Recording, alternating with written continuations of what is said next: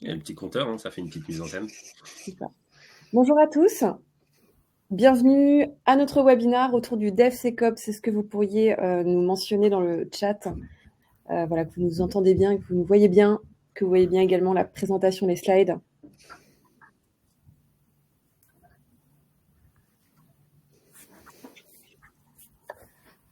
Ça arrive. Super. Parfait. Très bien, merci beaucoup pour vos retours. Donc, effectivement, bienvenue donc, à cette nouvelle table ronde autour du DevSecOps et la manière de le piloter, les différents enjeux pour les organisations. Donc, vous avez été assez nombreux à vous inscrire à ce webinaire.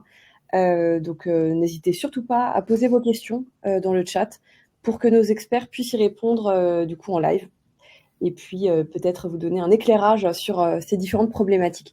Donc en préambule, voilà, cette table ronde en fait s'inscrit plus largement dans une stratégie de contenu en fait qu'on mène chez Synapsys. Donc on met en ligne, enfin on anime un certain nombre de webinars et de tables rondes de façon régulière autour des sujets comme le code NoOps, sur des sujets digital workplace ou autour du cloud. Typiquement, on en a fait une il y a 2 semaines autour du Zero Trust. On rédige également un certain nombre d'articles de blog pour aiguiller nos prospects, nos clients donc sur ces thématiques. Et on rédige également donc des publications, des livres blancs sur des sujets autour de la transformation des infrastructures pour également vous guider autour de vos réflexions. Donc n'hésitez surtout pas à vous rendre sur notre site internet pour consulter un petit peu toutes ces ressources qui sont vraiment mises à disposition de chacun. Quelques mots sur Synapsys avant de passer à la présentation donc, de nos speakers. Donc, nous sommes une ESN, une société de services spécialisée dans la transformation des infrastructures digitales.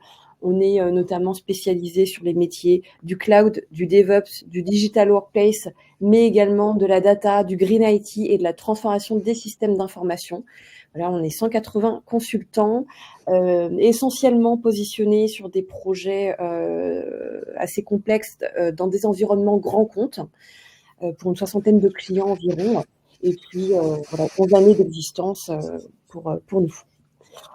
Donc j'ai le plaisir d'être aujourd'hui donc avec trois experts DevOps, cloud, etc. Donc Thibaut Second, Rami Temim et Christophe Liefog. Je vais vous laisser vous présenter très rapidement quelques mots. Thibaut, est-ce que tu souhaites démarrer? Oui, donc Thibaut Second, donc chez Synapsys depuis maintenant 2 ans. J'ai 15 ans d'expérience dans le domaine de l'IT, principalement dans la sécurité et dans l'infrastructure. Actuellement, je suis product leader pour l'un de nos gros clients de la région lilloise. Merci. Donc moi, Oui, pardon, vas-y, je t'en prie. Attends, il n'y a pas de problème. Rami Temim, merci à tous d'être connectés.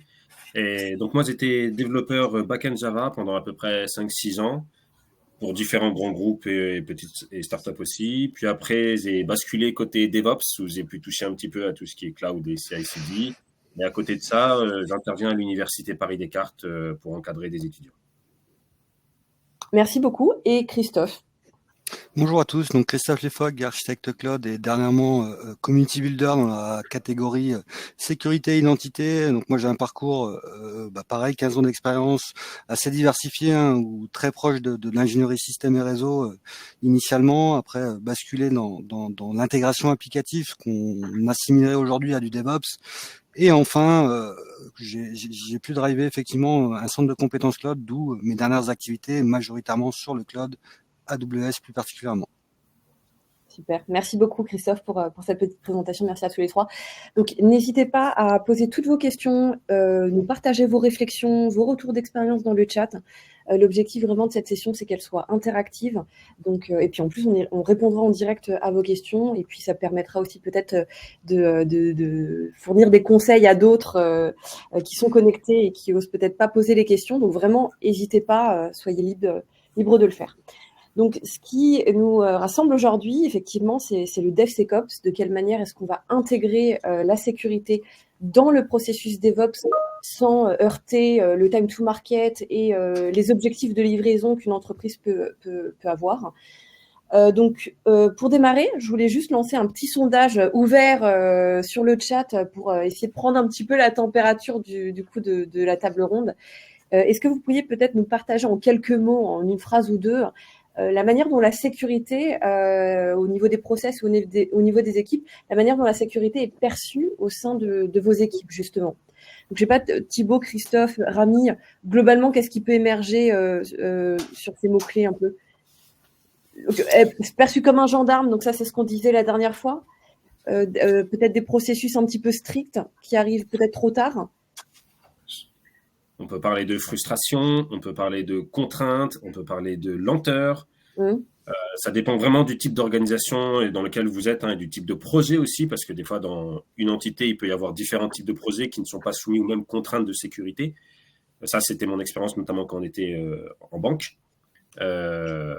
Mais voilà, la sécurité, comme on dit, est souvent vue en tant que gendarme, et pas souvent le gendarme qui est arrangeant. Plutôt le gendarme qui est juste là pour taper et contraindre. D'accord, très bien. Souvent vécu effectivement et n'apportant pas de solution, mais que entre guillemets des contraintes et des problèmes. Et c'est bien dommage, parce qu'aujourd'hui, et c'est tout l'intérêt de ce qu'on présente aujourd'hui, c'est d'embarquer la sécurité au cœur de l'activité, que ce soit du dev ou de l'ops. Et c'est comme ça que ça fonctionne. Faut pas qu'elle soit vécue comme un gendarme. Malheureusement, c'est souvent le cas. Voilà. C'était d'où l'objectif de se dire ne plus être vécu comme un gendarme, mais comme un allié, vraiment. Très bien. Bon, je vois qu'il y a il y a une petite timidité par rapport à ça, donc c'est pas grave. On va enchaîner sur la présentation. Donc, en préambule, la sécurité effectivement trop perçue comme un gendarme.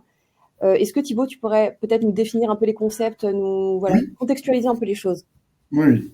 Alors déjà, quand on parle de DevSecOps et de SecDevOps, il est important déjà de connaître la base, le DevOps. Donc on va éviter de présenter ça aujourd'hui. Je suppose que les différents participants connaissent déjà cette notion. Donc quand on parle de DevOps, on parle d'une culture, une certaine culture d'entreprise, une culture, une nouvelle façon de travailler, une philosophie.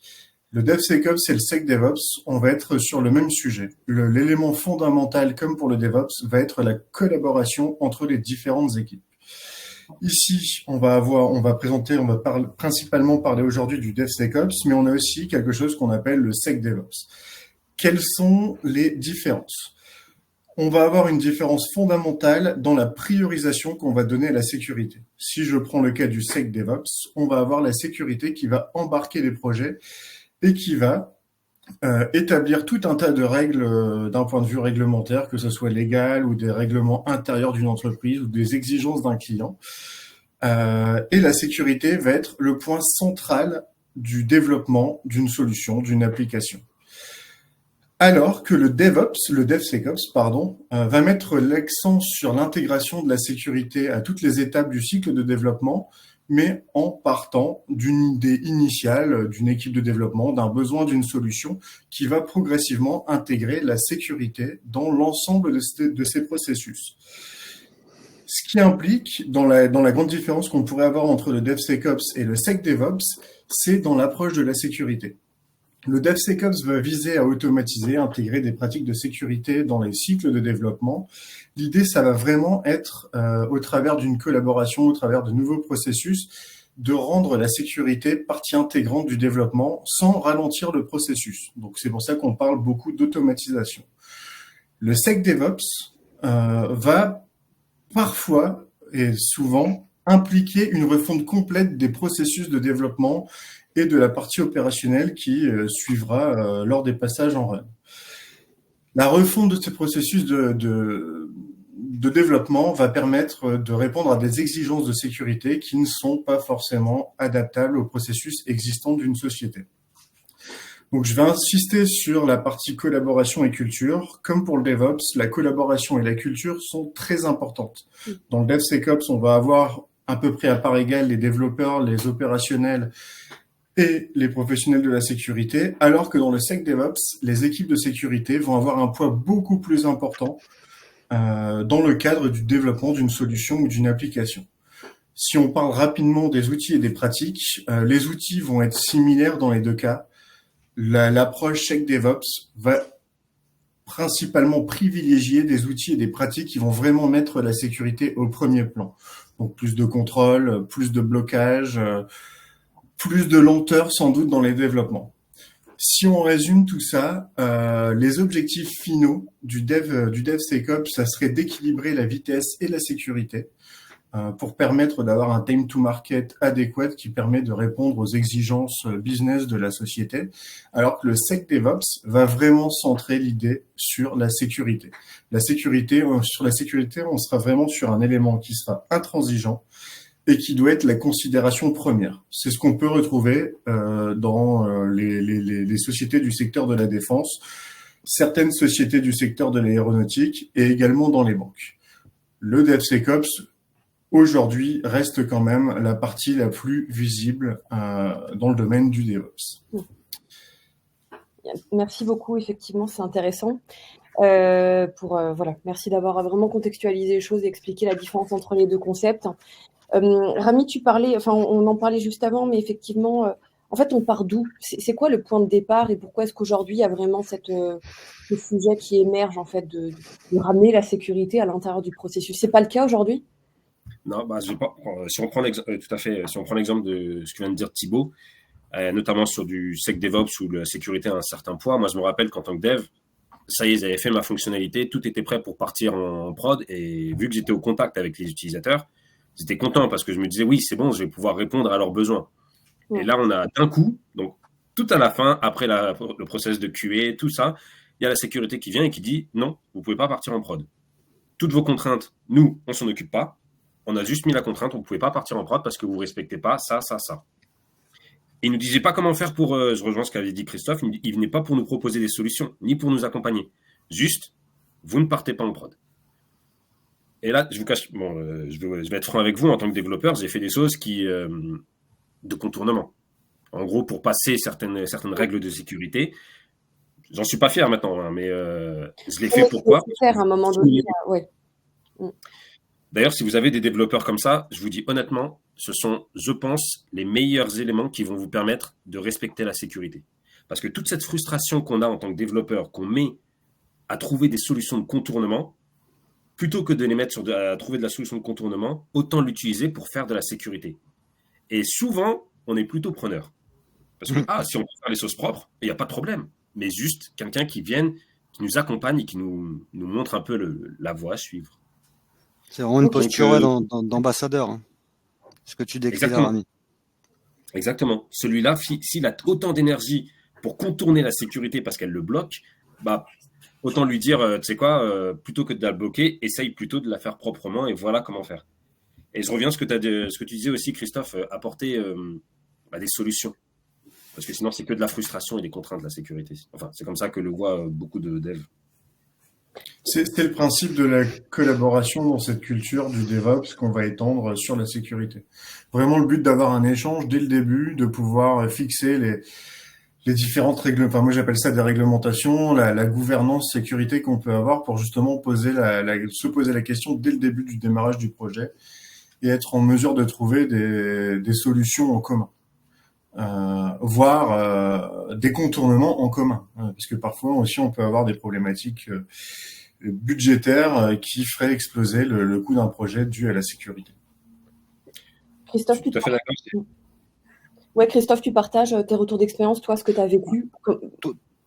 Totalement. Et ce qu'il faut également appliquer dans ce principe-là, c'est apporter le niveau de sécurité en fonction des enjeux business qu'il y a derrière. C'est d'un point de vue, ce que Thibaut a pu décrire, hein, d'un point de vue DevSecOps ou SecDevOps, où là le Sec est plus au cœur et a plus la main sur le driver, entre guillemets, le pilotage des projets, ça dépend probablement des projets. Il y a peut-être des projets qui sont cœur business ultra critiques avec des contraintes réglementaires assez fortes, où là on parlera peut-être plus de SecDevOps, et d'autres projets moins impactants d'un point de vue sécuritaire, sur lequel on appliquera peut-être plus une pratique DevSecOps. D'accord. Merci beaucoup. N'hésitez pas aussi à nous partager, vos retours d'expérience, comment c'est vécu au sein de votre organisation. Thibaut, sur les enjeux un peu justement du DevSecOps, l'importance du DevSecOps. Alors, en termes d'enjeux, moi je construis le DevSecOps autour de 5 piliers. Le principal, forcément, ça va être la réduction de la vulnérabilité et la réduction des surfaces d'attaque. Le but, c'est vraiment de réduire au maximum les failles de sécurité qu'on pourrait avoir suite à un développement. Le deuxième, qui est sans doute le pilier le plus important pour une entreprise aujourd'hui, c'est l'accélération du time to market. Le but, c'est toujours de livrer plus vite. Aujourd'hui, dans une approche, on va dire, une approche qui ne va pas partir du concept du DevOps, on va être sur un développement, sur une livraison, un déploiement, et seulement après, la sécurité va venir appliquer ses recommandations, on va venir faire un pen test, et à la fin d'un développement, on va se rendre compte qu'effectivement, non, on n'y est pas, et il va falloir peut-être prendre une grosse partie du projet, voire parfois même repartir à zéro. Le troisième pilier, c'est l'amélioration de la collaboration entre les équipes. Pour moi, le concept de DevOps, de DevSecOps ou de SecDevOps est tourné vers l'humain. On est vraiment sur un système collaboratif où les différentes équipes vont avoir besoin de pouvoir communiquer et travailler ensemble. Donc ça, il y a forcément une contrainte derrière dans n'importe quelle société qui est le management qui va devoir comprendre ce concept et accompagner les équipes. Le quatrième pilier, ça sera la réponse aux exigences réglementaires. Que ça soit des exigences légales, ce qu'on peut rencontrer dans le domaine de la santé, dans le domaine de la défense, dans le domaine de la banque, et les exigences réglementaires propres à l'entreprise. Je vais donner un exemple très simple pour que ce soit plus compréhensif. Pour les entreprises internationales, on va avoir des threat landscape, donc une surface d'attaque qui va différer suivant le pays ou suivant le continent sur lequel on se trouve. Et donc, on va avoir différentes exigences en termes de sécurité. Si je prends l'exemple de l'Amérique du Sud et de l'Europe, on va avoir des types de menaces, on va avoir des risques qui vont être complètement différents. Nous, en Europe, aujourd'hui, nous avons un conflit sur notre continent qui peut avoir des impacts, notamment au travers des relations de l'Europe et de la Russie, alors qu'en Amérique du Sud, on va avoir d'autres choses, peut-être des mafias, peut-être des attaques un peu plus opportunistes. Et donc, le but du DevSecOps, c'est justement d'être en mesure, sur un projet, de répondre à l'intégralité de ces enjeux en termes d'exigences réglementaires. Et le cinquième point, qui est le plus important, quand on parle de DevOps, on parle de déploiement continu, d'amélioration continue, d'intégration, de développement, etc. Et la finalité sera toujours la confiance du client. Aujourd'hui, quand on parle de sécurité, on entend souvent dans les infos, on voit souvent du vol de données, des entreprises qui se sont pris un ransomware. Et le but, c'est de permettre de donner une confiance aux clients et ne l'oublions pas également aux assurances. Aujourd'hui, pour certaines sociétés de taille plus ou moins importante, les assurances demandent maintenant des garanties à leurs clients concernant la sécurité des données, la sécurité des accès, etc. Donc ces 5 piliers vont permettre, si en tout cas on s'y réfère, de répondre aux exigences de la sécurité qui sera intégrée dans le DevOps. D'accord, merci beaucoup. Rami, Christophe, je ne sais pas si vous souhaitez compléter sur ces 5 piliers. Sinon, je passe à la suite. Non, mais je ne peux qu'être en phase avec ce que Thibaut vient de partager. Hein. C'est vraiment tout l'enjeu du DevSecOps et ces 5 piliers-là le démontrent bien. Ça marche. Oui, tout à fait. Donc, on rentre dans le vif du sujet avec un schéma que vous connaissez bien, avec justement ce principe un peu de continuous security, en fait, pour lequel on s'est projeté. Je ne sais pas si Thibaut, tu veux peut-être ouvrir un petit peu le bal sur... Oui. Alors, ayant pas mal travaillé sur la partie gestion de projet, architecture, et donc travaillé en tout cas sur les phases de planification, il y a 2 éléments qui ne sont souvent pas pris en compte, malheureusement, en tout cas au démarrage d'un projet. Le premier, le plus important, ça va être le paysage des menaces. Comme je le disais tout à l'heure, en fonction de l'outil qui va être déployé, de la solution, du service, etc., de sa zone géographique, de différents facteurs, il y a une étape importante dans le DevSecOps qui est le paysage des menaces. On doit être capable, alors soit au travers de l'équipe sécurité, soit au travers d'une équipe qui va vraiment être là pour faire l'étude des risques, c'est définir ce paysage des menaces. Et la deuxième partie, c'est la compliance validation. Donc c'est toute la partie, voilà, j'ai un projet, quelles vont être les règles à respecter en termes de sécurité pour que mon projet puisse être délivré suivant les règles en vigueur dans la société ou suivant les règles réglementaires. Thibaut, Je vais passer la main à Rami sur la partie développement. Thibaut, tu peux donner un petit exemple de ce que tu appelles le paysage de menace? Par exemple, moi, voilà, je suis une banque et je veux mettre en place une application pour mes utilisateurs, ou au contraire juste un site e-commerce. Je vais prendre un peu des trucs un peu. Qu'est-ce que tu appelles paysage de menace? Alors, je vais essayer de prendre deux exemples. Je vais prendre l'exemple de l'OTAN, par exemple. Je vais prendre l'exemple de l'OTAN. Lui, son paysage de menace, on va être principalement sur des gouvernements qui vont essayer d'aller voler de la donnée. C'est la principale menace. On va être sur des gouvernements qui donc ont des moyens, ont des processus, ont des méthodes qui sont plus ou moins connues, puisqu'aujourd'hui, avec le renseignement, on est en mesure de pouvoir savoir de quel type d'attaque on pourrait être la cible. Par exemple, du social engineering, principalement dans le domaine de la défense.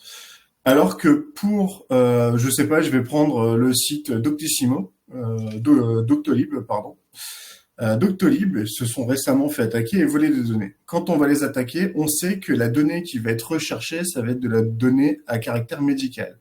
On sait qu'on est sur un site qui est public et qui est accessible en ligne, alors que du côté de l'OTAN, on va être sur des systèmes complètement cloisonnés. Donc le paysage de menace en lui-même est vraiment différent. C'est-à-dire qu'en fonction des infrastructures, en fonction de la solution, du service, de l'application à protéger, on ne va pas avoir le même type de menace. C'est tout simplement ça.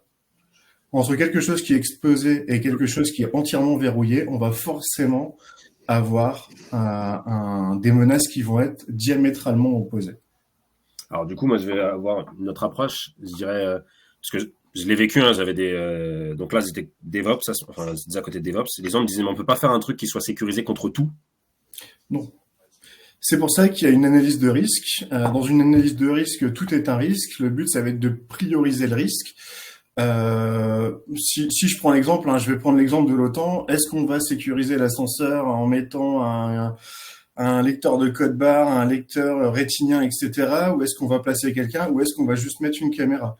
Si je prends l'exemple de Doctolib, est-ce que je vais principalement sécuriser l'accès à ma salle serveur, ou est-ce que je vais principalement sécuriser l'accès à mon site web?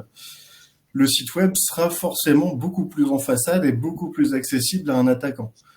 L'accès à une salle serveur nécessiterait du social engineering, nécessiterait des connaissances vraiment sur un bâtiment, sur un data center, qui en plus potentiellement hébergé dans le cloud. Donc voilà, c'est vraiment ça.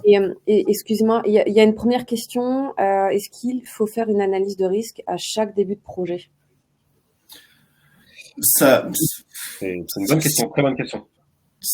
Alors moi, en tant que chef de projet, j'en ai toujours fait. Que ce soit des analyses de risque d'un point de vue business, d'un point de vue sécurité IT, d'un point de vue risque sur les ressources. On est une ESN, on travaille pour une ESN. On travaille pour des gros clients qui parfois ont, pour les plus grosses avec lesquelles j'ai travaillé, 90% d'externes. On est sur du risque. Pour la sécurité, c'est la même chose. Mais normalement, en termes de risque, on a toujours une équipe sécurité qui, en avance de phase, va établir une gouvernance. Cette gouvernance va dicter des règles à respecter pour couvrir ces menaces. Donc, en soi, on va pouvoir le faire sur un projet, mais tout dépendra de la taille du projet. Si demain c'est, je sais pas, je vais prendre une banque en ligne qui va changer tout son front pour donner un nouvel accès à ses clients, effectivement, si on change de langage, on change de code, on change les processus, on change beaucoup de choses, on va devoir refaire une analyse de risque. Si demain, cette même banque souhaite juste changer la couleur du bouton de connexion, on va pas faire une analyse de risque. En soi, c'est un projet, mais on va pas forcément avoir un impact flagrant sur ce changement. Ça reste aussi une question de moyens pour les entreprises. Une analyse de risque peut coûter cher. Pour ceux qui connaissent, si on parle de la méthode EBIOS, c'est une méthode qui est très lourde, qui est très dure à mettre en place, qui nécessite des ressources. Donc, il faut pouvoir peser le pour et le contre. C'est vraiment du cas par cas. Mais je pense qu'en tant que chef de projet, il y a toujours une analyse de risque à faire sur un projet, quel qu'il soit. Après, c'est au chef de projet ou aux équipes de déterminer la profondeur à donner à cette étude de risque. Alors, je te rejoins. C'est vrai que, alors, moi, j'ai aussi notre approche où, en fait, ça dépend du coût aussi, comme disait Thibaut, de l'analyse de risque. Il y a un truc qui coûte pas très cher, c'est déjà réunir les différentes parties prenantes, que ce soit les devs, les product owners ou éventuellement des utilisateurs, et déjà sonder, d'après eux, d'après leur expérience technique et en utilisation de différents services culture générale, quels seraient déjà les risques. Et est-ce que ça vaut le coup d'aller plus loin et de payer éventuellement une analyse de risque, comme disait Thibaut, qui peut être lourde, coûteuse et ajouter son lot de complexité. Mais tout est une question de niveau de curseur, hein, en fonction de la typologie du projet. Enfin, de manière générale, hein, lorsqu'on fait un cadrage sur un projet, c'est des éléments à prendre en compte. Et en fonction de la surface d'exposition, de la surface d'attaque potentielle vis-à-vis de la nouvelle solution mise à disposition, l'analyse de risque sera plus importante ou non. Et l'élément sous-jacent, le question budgétaire. Plus l'analyse est importante, plus ça va coûter. Donc après, si votre grand patron derrière, il vous dit non, mais moi, clairement, l'analyse de risque, je prends le risque de ne pas la faire, il y a toujours un décideur derrière, hein, et on lui aura expliqué par A plus B que si on bypass cette étape-là, voilà le risque, du moins soit qu'on aura étudié, soit qu'on aura identifié. Et après, c'est ça le fonctionnement des projets, hein, c'est toujours des compromis vis-à-vis des différents acteurs qui gravitent autour du projet. D'accord. Merci beaucoup. N'hésitez pas, si vous avez d'autres questions, on est là pour ça. Rami, je t'avais coupé, il me semble. Oui, alors moi, du coup, là, je vais prendre un peu la casquette, on va dire, du dev. Vous parlez un petit peu de tout ce qui est le gros mot pour certains développeurs, les tests. Moi, j'aime beaucoup les tests. Il faut savoir que quand on parle de tests, on ne parle pas uniquement de tests unitaires. Il y a aussi les pen tests, il y a les tests de charge. C'est des choses qui, de un, peuvent intéresser beaucoup les devs et peuvent être vraiment un atout pour votre projet, qui peut en plus vous éviter beaucoup de petits problèmes.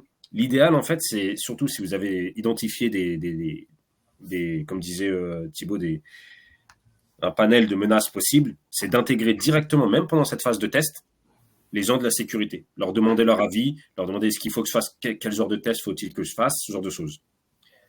Pour la partie build, je peux que vous conseiller les CVE. Vérifier les CVE, ce sont des failles de sécurité qui sont connues, qui sont mises sur Internet. Et du coup, dans votre CI, vous pouvez aller vérifier est-ce que j'ai une de ces failles de sécurité dans mon code. Des fois, c'est pas forcément votre code, mais c'est le code d'une librairie que vous avez utilisée. Ça, c'est hyper utile et on va pas se mentir, c'est assez, franchement, c'est assez contraignant quand on est développeur. Mais quand on montre au développeur pourquoi c'est important, on lui dit tiens, regarde. En fait, c'est là où on parlait d'accompagnement. Tu vois cette faille-là? En fait, voilà ce qu'on peut aller sur le site de CVE, il y a écrit comment profiter de la faille. Donc, ça veut dire qu'on peut montrer aux développeurs à quoi ça sert de changer, d'améliorer cette version et de corriger ce bug. Ça, c'est la partie vraiment qui est très importante sur la partie build. La partie code, en fait, c'est vraiment, il y a des bonnes pratiques de code à faire qui permettent d'éviter des choses toutes bêtes, mais des fois, ne pas retourner certaines informations dans les messages d'erreur. Voilà, c'est des choses toutes simples qui peuvent être détectées de manière automatique de nos jours avec la CI/CD. Tout ce qui est différents, sans vouloir, les outils peuvent s'adapter, hein, mais tout ce qui est SonarCube et tout ça peuvent détecter ce genre de défauts. Je peux que vous encourager à le mettre en place parce que justement, c'est ce qu'on appelle la partie sécurité qui intervient à toutes les étapes du processus, y compris côté code et en plus de manière automatique. Donc, c'est gratuit, on n'a rien à demander. Je passe la main. Christophe. Oui. Si je rebondis moi sur la partie release, donc de manière générale, l'un des éléments à prendre en compte, c'est la gestion des secrets. C'est un sujet qui peut parfois être complexe, mais pour autant qui est nécessaire. Je crois que pas plus tard qu'il y a quelques jours, hein, Microsoft a mis à jour les derniers éléments sur la base des informations qui ont été récupérées. Donc, je sais pas si vous avez pris connaissance. Donc, il y a pas mal de gros acteurs chez Microsoft qui ont eu leur compte Exchange compromis. Et là, la dernière info qu'ils ont partagée, c'est qu'effectivement, via cette compromission, ils ont pu récupérer des secrets qui étaient échangés avec leurs clients.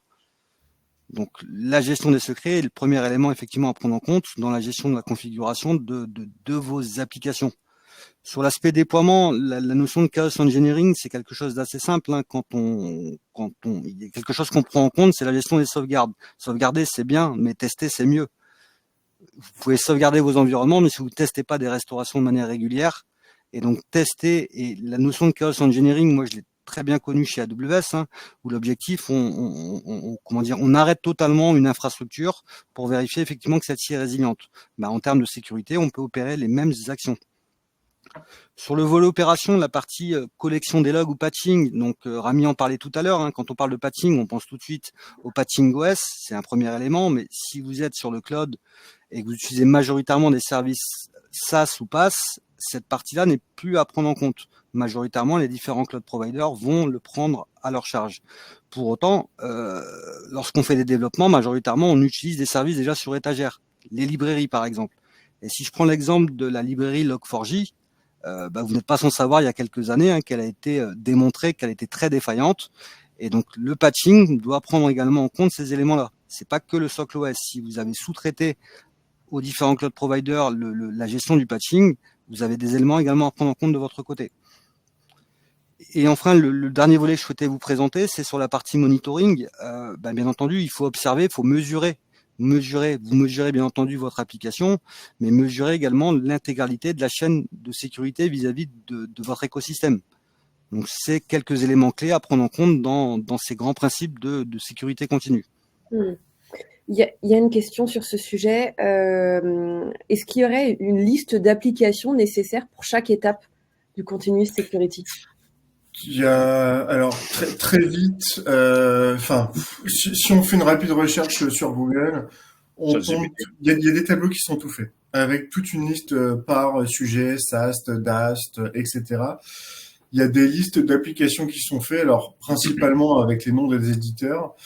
Et derrière, on peut se reporter au Magic Quadrant pour savoir quel éditeur va permettre de mieux répondre par rapport à l'un ou l'autre.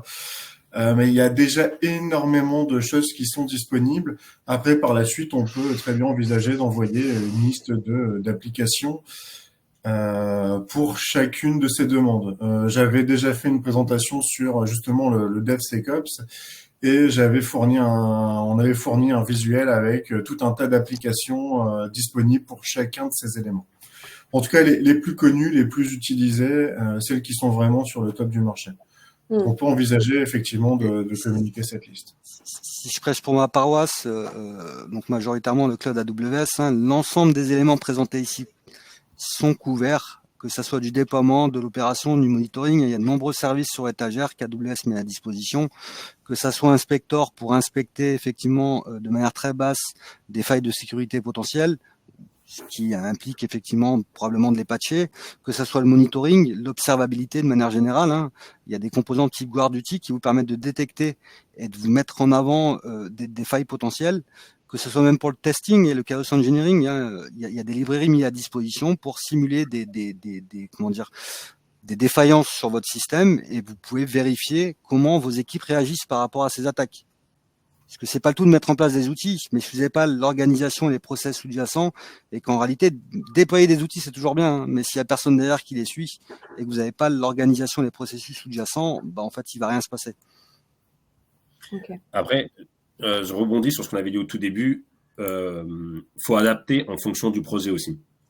C'est-à-dire mettre une énorme couche de sécurité pour un petit site marchand voilà, c'est à voir si c'est vraiment nécessaire. Mais dans tous les cas, je pense que c'est intéressant de reboucler aussi avec son équipe de dev qui, des fois, s'y connaît très bien. Et ChatGPT, il s'y connaît aussi très bien. Et ça a un coût, tous ces outils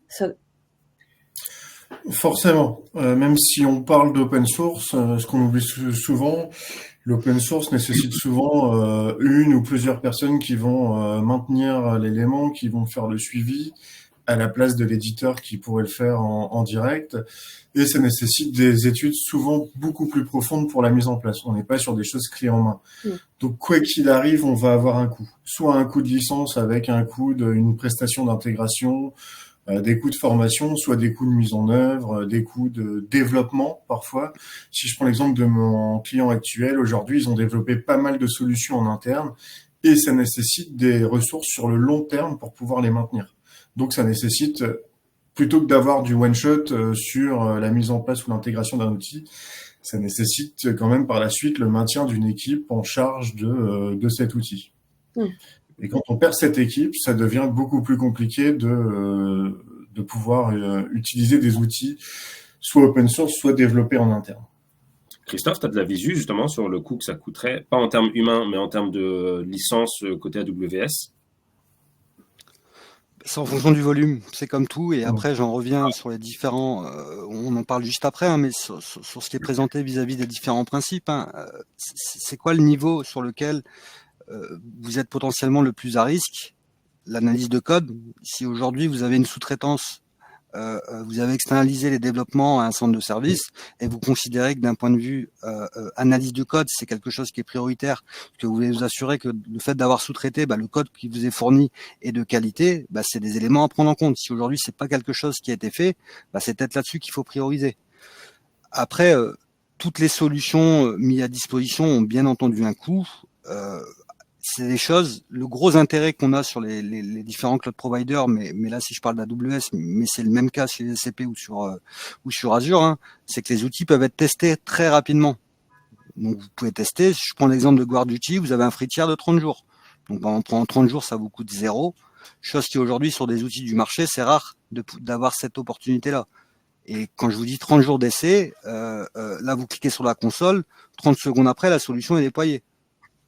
Donc pourquoi prendre le risque? Et après, de manière générale, hein, quand on est sur le cloud, hein, on fait des optimisations financières, on fait du FinOps, et c'est quelque chose qu'on réitère régulièrement. Donc à un moment, on va activer un outil, on voit comment on l'utilise, quel est le coût sous-jacent et quel est le ROI. Si on considère que le ROI est proche de 0, dans ces cas-là, on désactive. C'est aussi simple que ça. Alors, il existe quand même des solutions, si on va dire, je prends l'exemple startup qui n'a pas forcément les moyens de mettre, en tout cas qui n'a pas priorisé la sécurité dans son process. Il y a quand même pas mal d'outils qu'on peut mettre en place qui restent abordables, voire gratuitement. N'hésitez pas à regarder les community editions de beaucoup d'outils qui permettent de faire de la sécurité, qui sont déjà vraiment pas mal. En vrai, ça permet de... Bon, moi, je parle sur la partie test, en tout cas là-dedans, toute la partie sonar, etc., qui peuvent être de manière community edition et qui vérifient les CVE, qui vérifient les bonnes pratiques. Et en plus, ça s'intègre automatiquement dans la CI. Vous pouvez même l'intégrer directement dans l'IDE du développeur. Comme ça, pendant qu'il code, on lui dit attention, là, il y a une faille de sécurité. Ça, c'est top. C'est top et c'est fluide, en fait. Ça s'intègre encore une fois. Toujours le principe de continuous security, ça s'intègre au cours du développement, c'est encore mieux. Ok. Merci beaucoup d'avoir décortiqué un petit peu justement tous les aspects de ce cycle et d'avoir aiguillé un petit peu sur les typologies d'outils ou de démarches qui peuvent être mis en place. Alors, si on parle de méthodologie d'implémentation pour justement avoir ce principe de security, continuous security, Christophe, est-ce que tu peux nous expliquer un petit peu de manière générale, comme toute gestion de projet, hein, le premier élément à prendre en compte, c'est l'état des lieux et l'assessment. Et sur la base du slide précédent, hein, ce qui est intéressant, c'est que vous avez les différents principes de sécurité continue, les différents volets, les grandes catégories, que ce soit du code, du build, test, plan, et ainsi de suite. Et ça peut justement vous servir d'input pour catégoriser votre assessment, ce qui vous permettra de déterminer effectivement votre niveau de maturité sur les différents volets. À partir du moment où vous avez ce niveau-là de maturité, il y a peut-être des éléments sur l'analyse de code. Aujourd'hui, vous êtes sur une échelle de 1 à 10 à l'étape 2, admettons. Ça vous permet de savoir vers où vous projetez. Une fois que vous avez ces éléments-là, vous pouvez les prioriser en fonction de plein d'éléments, hein, comme je vous l'indiquais. Hein. Si votre objectif, vous avez externalisé une partie des développements et aujourd'hui l'analyse de code est quelque chose qui n'est pas pris en compte, ça c'est des éléments peut-être à prioriser. Toujours avoir une démarche assez itérative pour la simple et bonne raison que les outils de sécurité et les failles de sécurité, tous les jours il y en a de nouvelles, les surfaces d'attaque sont de plus en plus importantes. Donc si vous rentrez dans un effet tunnel avec un projet de mise en conformité de vos différents composants de sécurité qui va s'étalonner sur de nombreux mois ou de nombreuses années, vous risquez entre le moment où vous allez cadrer votre projet et le moment où vous allez commencer à déployer vos solutions, déjà défriquetis de façon de parler.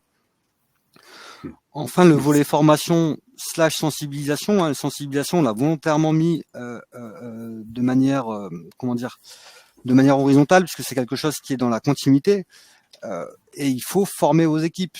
On parle de collaboration. Quand on parle de DevSecOps, c'est d'embarquer la sécurité à l'intégralité dans la chaîne de vos développements, mais également sur le volet opérationnel. Donc, former vos équipes, c'est Des éléments également à prendre en compte dans votre assessment. Peut-être que durant l'état des lieux, vous allez vous rendre compte que vos équipes ont un niveau perfectible vis-à-vis des connaissances basiques de sécurité. C'est peut-être un élément à prendre en compte dès le début. Et enfin, si on parle d'itérer, on est dans une démarche d'amélioration continue. Quelque chose où on essaye, on apprend. Moi, je parlais juste avant des services mis à disposition sur les différents cloud providers. Les services peuvent être testés. Vous avez 30 jours d'essai, vous les éprouvez, vous les testez, vous validez que c'est le service qui correspond à mon besoin. Donc voilà quelques éléments que j'avais à vous partager. Là, on est vraiment sur une gestion de projet assez classique. Après, l'idée, c'est bien entendu de le dupliquer et de l'appliquer également aux gestions de projet dans son ensemble. Comment embarquer la sécurité au plus proche des projets? C'est ce qu'on remontait. Il faut l'apprendre potentiellement dès le début, et pas potentiellement dès le début du projet. Et en fonction de la typologie du sujet, il y aura un pourcentage d'activité vis-à-vis de la sécurité plus importante. Plus vous standardisez également vos solutions, si c'est standardisé, à partir du moment où vous avez défini des patterns d'architecture ou des building blocks, aussi appelés, les équipes de sécurité ont été embarquées dans ces designs de solutions. Donc, si la solution est déjà sur étagère, déjà mise à disposition, vos équipes de sécurité ont mis un tampon en indiquant cette architecture-là, moi je considère qu'elle est à l'état de l'art à un instant T, j'en reviens à l'amélioration continue, vous n'avez pas besoin de consacrer plus de temps. Je rajouterai un petit quelque chose sur l'amélioration continue, quelque chose qui est assez important, qui est le feedback. Toujours aller chercher le feedback pour justement pouvoir mettre en place des boucles de rétroaction, pour pouvoir vraiment avoir une amélioration continue en adéquation avec les besoins des clients ou des utilisateurs. On est vraiment dans une culture de collaboration qui doit mettre en avant ce retour client utilisateur des services, des produits, suivant l'appellation que vous avez dans votre société. C'est quelque chose qui va permettre de mieux avancer et d'intégrer un maximum de personnes dans votre projet. C'est-à-dire de pas être le seul moteur et d'avoir des petits moteurs à droite à gauche qui vont vous faire des retours constants, vous aider à avancer sur l'amélioration de votre sécurité. Merci. Et il y a une question qui vient d'arriver. Est-ce qu'on a une idée du ratio sur les tailles des différentes équipes entre les équipes Dev, DevOps et sécurité pour maintenir un process DevSecOps? Ça va vraiment dépendre. Ça va vraiment dépendre. Si on a dans un monde merveilleux, on a des développeurs qui vont être sensibilisés à la sécurité, on a des opérationnels qui vont être sensibilisés à la sécurité. Dans ce cas-là, l'équipe sécurité va vraiment être là pour mettre en place une gouvernance et on va avoir des développeurs assez autonomes pour mettre en place leurs outils. Je vais parler d'une expérience dans le retail où une des branches beaucoup plus axée sur le web, enfin en tout cas sur tout ce qui était e-commerce, avait en avance de phase déjà mis en place des solutions de DAST, de SAST, etc. Donc ce sont les développeurs qui sont allés chercher la sécurité en leur disant voilà, on a les outils, comment vous pouvez nous aider à avoir une solution plus carrée? Puisque là, en l'occurrence, dans cette société, l'équipe sécurité était très petite par rapport au nombre de développeurs. Donc, il y a pas vraiment de ratio à avoir. Ça va vraiment dépendre de la culture de l'entreprise, de la sensibilisation et de la collaboration qui pourrait exister entre les différentes équipes. Si vous avez une très bonne collaboration avec des contacts très faciles entre les différentes équipes, les opérationnels et les développeurs vont pouvoir compenser une grosse partie de l'équipe sécurité. Si les développeurs travaillent un peu à l'ancienne, ce qu'on pouvait connaître il y a encore quelques années, les développeurs d'un côté, les opérationnels de l'autre, on va avoir besoin d'une équipe sécurité beaucoup plus importante qui devrait être composée de développeurs et d'opérationnels, des SecOps, des DevSec, pour pouvoir communiquer avec tout ce monde. Donc ça dépend vraiment la situation que vous avez. Et quand Christophe parlait d'assessment, il y a aussi cette évaluation de la maturité. Ça va vraiment dépendre de la maturité de votre entreprise sur le sujet. D'accord. Merci beaucoup. Rami, est-ce que tu souhaites... Oui, j'avais une petite question pour Thibaut et Christophe. Est-ce que vous avez des petites astuces? Parce que moi, je sais que ça a été une de mes difficultés dans une de mes précédentes boîtes pour la priorisation en fait des chantiers. Vous, je sais pas comment vous vous y preniez, mais moi, dans mon cas, c'était les product owners qui avaient plutôt le choix de quel chantier il fallait mener en premier, etc.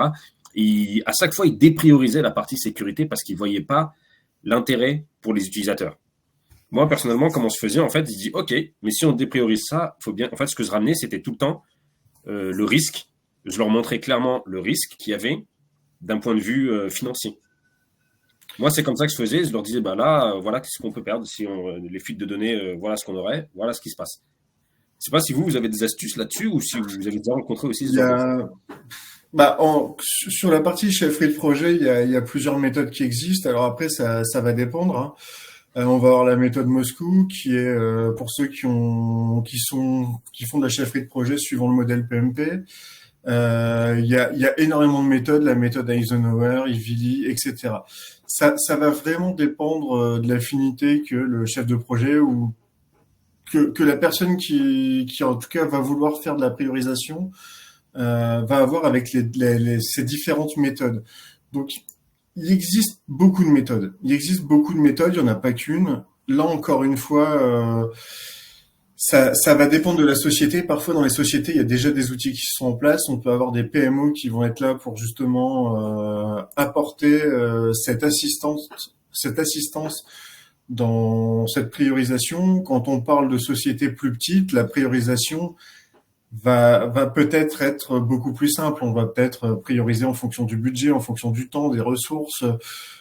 Si demain on doit livrer une solution en 2 semaines et que la sécurisation prend 4, on sait qu'on ne pourra pas faire cette livraison au bout de 2 semaines. Si on choisit de faire cette livraison au bout de 2 semaines, ça veut dire que quelqu'un aura pris une responsabilité. Donc parfois, il faut éviter de confondre priorisation et responsabilité. Parfois, il y a un RACI, tout simplement un RACI doit être là pour définir la responsabilité de chacun. On peut vouloir prioriser des choses, mais le responsable aura toujours cette responsabilité de porter cette priorité. Si le but c'est de livrer vite une application en 2 semaines alors qu'il faudrait 4 semaines pour le faire correctement, on pourra pas forcément agir dessus. Et on le voit tous les jours. On le voit, la dernière grosse sortie, c'était Gemini qui est sorti.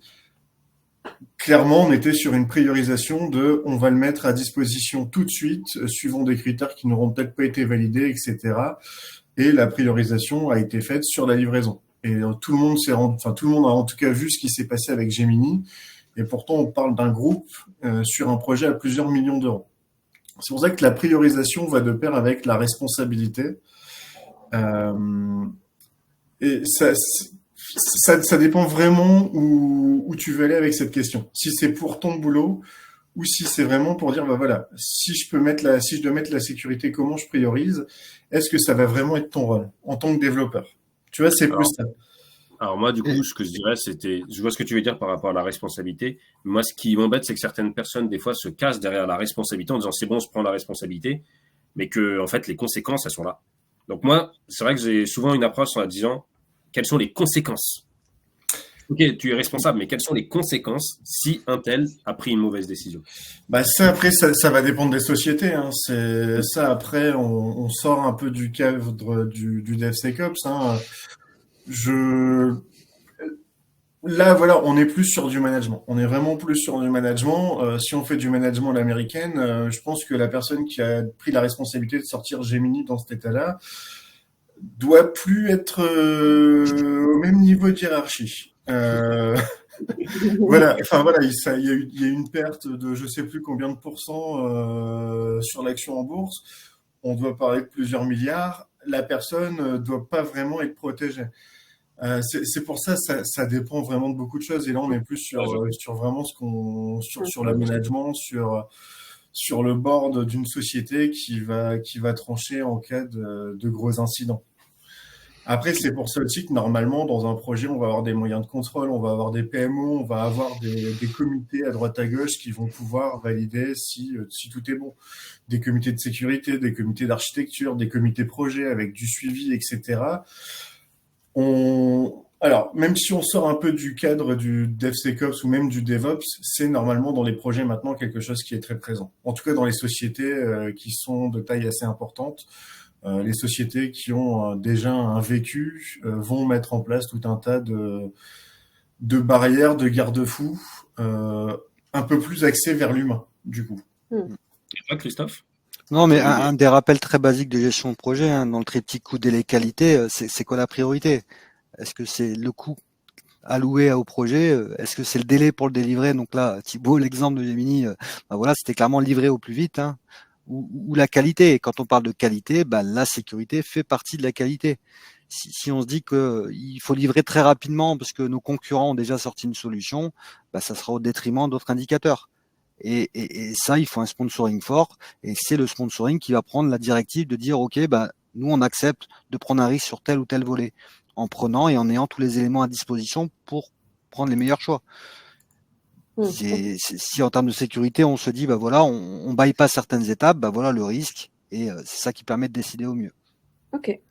Merci beaucoup. On a encore quelques minutes devant nous, donc on avait prévu de vous partager quelques retours d'expérience et puis ensuite on fera une petite synthèse de la table ronde. N'hésitez pas, c'est le moment. Posez vos questions. Voilà, on est encore dispo pour à peu près une petite dizaine de minutes.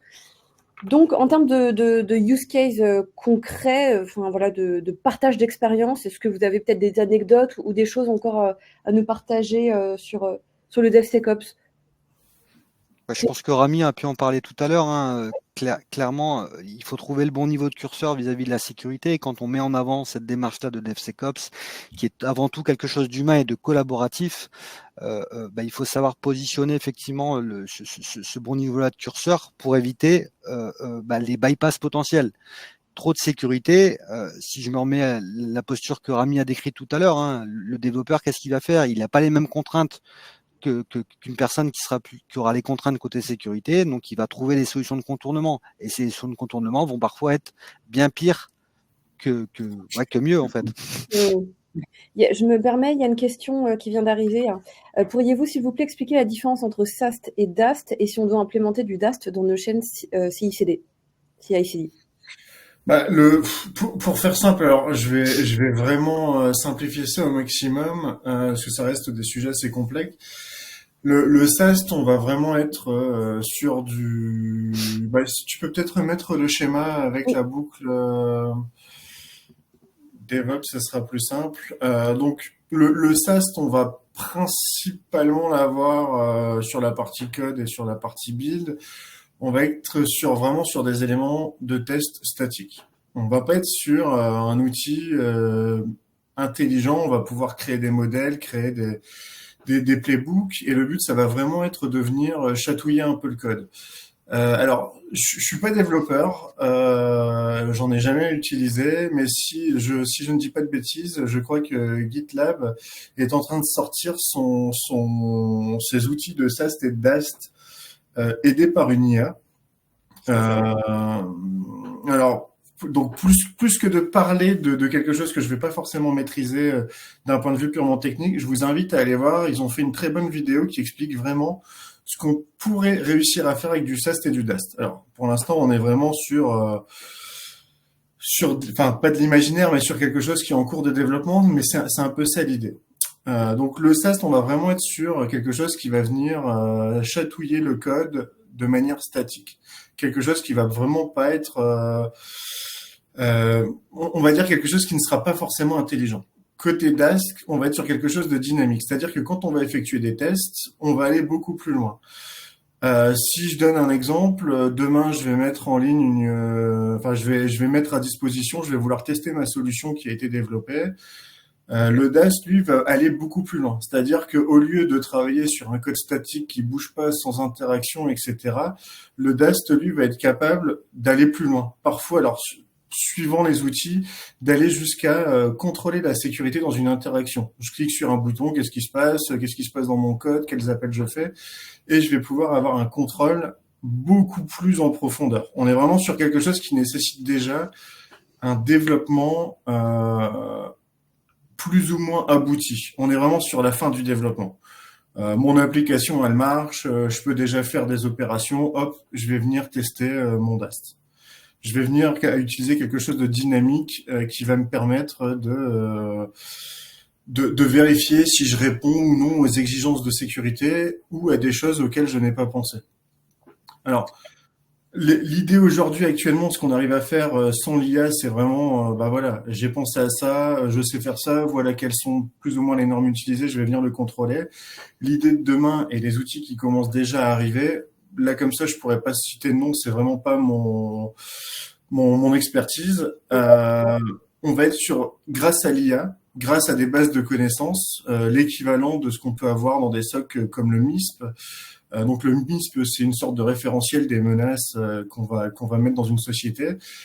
On va avoir un référentiel global pas suivant les éditeurs, qui vont venir chatouiller beaucoup plus en profondeur le fonctionnement de l'application. C'est-à-dire que je clique sur mon bouton me connecter, je vais aller détecter si dans mon code j'ai pas j'ai pas quelque chose qui permettrait à un attaquant de rentrer. Je vais aller beaucoup plus en profondeur, mais ça c'est encore quelque chose qui pour l'instant, je dirais, est un peu utopique au vu des IA qu'on a aujourd'hui. Mais c'est quelque chose qui va arriver en tout cas dans les prochaines années, notamment avec GitLab qui est en train de mettre en place ce système. Si je dis pas de bêtises, Google a le même genre de solution, Azure, AWS, j'en doute pas, et tout un tas d'autres gros acteurs du marché. Ok. Merci pour ta réponse, Thibaut, et merci pour la question. N'hésitez pas, on est encore là pendant 5 minutes. Donc, on a encore quelques minutes. Est-ce que vous voulez peut-être donner quelques conseils, synthétiser un peu ce qui s'est dit, pour que les gens puissent sortir de la table ronde avec en tête peut-être quelques priorités, quelques prérequis? Alors, je dirais le premier état. Alors, si vous pour l'instant vous êtes vraiment dans le DevOps, il n'y a pas encore de DevSecOps. La première étape, c'est l'évaluation de la maturité. Savoir à quel niveau notre équipe sécurité est mature pour pouvoir s'intégrer aux équipes de développement et aux équipes opérationnelles. Ça, c'est la première étape. Ça marche aussi entre les opérationnels, les développeurs, etc., bien sûr. Mais là, l'idée, c'est vraiment d'intégrer une nouvelle équipe dans une chaîne qui potentiellement peut déjà fonctionner. Ça va amener une deuxième question. En fonction de la maturité, quel va être le besoin de formation et de sensibilisation? Derrière, la question qui va forcément se ramener et qui est sans doute la plus complexe, c'est comment je vais venir intégrer mes outils. Ça, c'est la question qui est vraiment la plus complexe parce c'est un peu comme le choix d'une voiture. Il y a énormément de voitures. Quels sont mes critères? Quels sont mes budgets? Quels sont mes besoins? Et ça nécessite vraiment de faire une sorte de cahier des charges, de recueil des besoins pour pouvoir définir quels outils je vais intégrer et comment je vais les intégrer. Sachant que pour ça, il y a pas mal de sociétés qui vont être en mesure de vous aider. Il y a des experts qui seront en mesure de vous accompagner sur ces sujets-là. Une autre étape qui sera par la suite l'automatisation et l'intégration continue. L'automatisation, c'est la partie la plus simple. Aujourd'hui, qu'on soit développeur opérationnel ou dans la sécurité, le but, c'est d'automatiser toutes ces tâches qui sont chronophages et qui vont être automatisables. Je vais prendre un exemple bête sur du phishing. Je vais avoir un outil, une moulinette qui va passer un mail qui a été énoncé comme phishing. Est-ce que l'URL dans les liens est indiquée comme une URL de phishing? Est-ce qu'il y a des fautes d'orthographe, des choses comme ça? Je vais être capable de passer une petite moulinette. Dans le code, c'est pareil. On va pouvoir automatiser certaines choses et mettre des gates, mettre des portes qui vont bloquer l'accès à un développeur durant son développement si il dépasse, en tout cas s'il ne respecte pas une conformité. Et tout ça, ça va permettre d'apporter une amélioration et une intégration continue. L'amélioration, puisque le développeur va dire j'ai un problème, ça marche pas, ça m'énerve, je suis encore bloqué. Bon, on va travailler ensemble, comment ça marche? Comment t'as fait? Ah, ok, d'accord. Bon, comment on peut t'aider? Est-ce que c'est la règle qui n'est pas bonne? Est-ce que c'est ton code qui n'est pas bon? On va en discuter. Derrière, il va effectivement y avoir une autre chose qui va être importante pour les équipes de sécurité, qui va être la mise en place de politiques de sécurité et de politiques de conformité. La collaboration et la culture, qui sera toujours importante, qui nécessite beaucoup de cohésion. On voit beaucoup de sociétés où aujourd'hui on met en place je vais appeler ça un point de contact dans les différentes équipes de dev qui va avoir une vision un peu plus sécurité, une vision de développeur. Ce qui va permettre de faciliter les échanges et ça va être le point d'entrée dans ces différentes discussions. Voilà. Merci, c'était vraiment très complet. Je vois qu'il y a des petites questions peut-être qui vont arriver.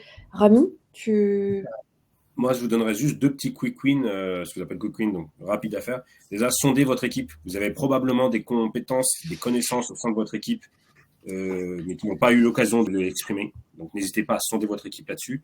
Et deuxièmement, si vous avez une équipe sécurité dans votre entreprise, première chose à faire, c'est déjà organiser des points entre les devs et product owners éventuellement et les testeurs et les membres de la sécurité, peut-être une fois par semaine, une fois toutes les 2 semaines. À vous de voir, mais déjà commencez à essayer de les intégrer dans toute la boucle du process. D'accord, merci beaucoup. Et Christophe, l'heure est passée, mais tu peux, voilà. Oui, non, mais le nécessaire a déjà été partagé. Moi, je conclurai juste par, dans le choix, on a parlé, on a volontairement pas trop parlé outils, mais même dans le choix des outils et dans le choix des accompagnements, n'hésitez pas également à nous recontacter au besoin. Oui. On vous accompagnera avec grand plaisir. Effectivement, on est très expérimenté sur le sujet, donc n'hésitez surtout pas. Si vous avez des questions ou des sujets que vous voulez aborder effectivement en direct avec nous, on reprendra contact avec vous pour éventuellement positionner un rendez-vous. Merci à tous pour votre présence et pour votre participation. Merci à tous les 3, c'était hyper instructif. Merci à tous. Bonne journée à tous. Au revoir. Merci, bonne journée. Bonne journée, au revoir.